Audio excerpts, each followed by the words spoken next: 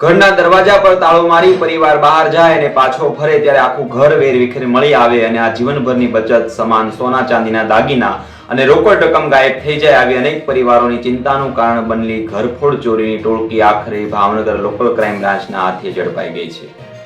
તળાજા અને આસપાસના વિસ્તારોમાં સક્રિય અને શાતી ટોળકી બંધ મકાનોને રેકી કરીને તક મળતા જ તાળા તોડી અને ઘરમાં ઘૂસી જતી હતી। લોકોની મહેનતની કમાણી અને કિંમતી ઘરેણાં ચોરીને ફરાર થઈ જતી આ ટોળકી અનેક પરિવારોની ઊંઘ હરામ કરી દીધી હતી। પરંતુ ગુનેગારો ગમે તેટલા ચાલાક હોય કાયદાના લાંબા હાથથી બચી શકતા નથી। ચોક્કસ બાતમીના આધારે ભાવનગર એલસીબીની ટીમે તળાજા પાલિતાણા ચોકડી વિસ્તારમાં વોચ ગોઠવી 5 આરોપીઓને ઝડપી પાડ્યા હતા।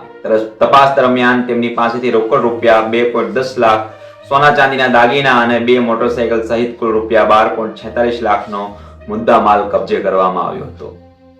પોલીસે પૂછપરછમાં આરોપીઓને તળાજાના દેવલી ગામના ઘરફોડ ચોરી કર્યાની કબૂલાત પણ કરી છે। એટલું જ નહીં, રાજસ્થાનના જોધપુર જિલ્લાના ગામોમાં પણ ચોરીઓ આચર્યાનું સામે આવતા ટોળકીએ ગુનાહિત પહોંચ રાજ્યની સરહદો પાર સુધી હોવાનું ખુલ્યું છે। તપાસમાં મુખ્ય આરોપી સામે અગાઉ પણ અનેક જિલ્લાઓમાં ઘરફોડ ચોરીની ગંભીર ગુનાઓ નોંધાયેલા હોવાનું બહાર આવ્યું છે। આરોપીની ધરપકડ સાથે અનેક ચોરીનો ભેદ ઉકેલાય તેવી શક્યતા પણ વ્યક્ત કરવામાં આવી રહી છે। ત્યારે ભાવનગર એલસીબીની આ સફળ કામગીરી એક તરફ ગુનેગારોમાં ભયનો માહોલ ઉભો કર્યો છે તો બીજી તરફ ચોરીનો ભોગ બનેલા લોકોમાં રાહત અને વિશ્વાસની લાગણી જન્માવી છે। નમસ્કાર।